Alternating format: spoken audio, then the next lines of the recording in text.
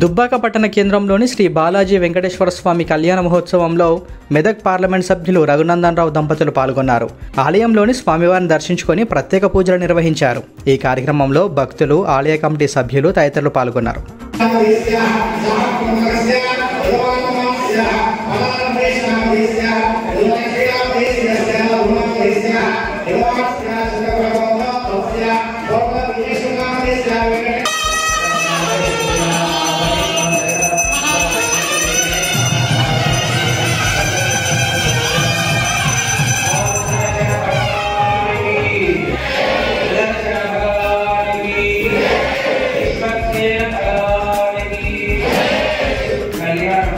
సేవకులందరికీ కోరుతున్నామా చెప్పడం జరిగింది.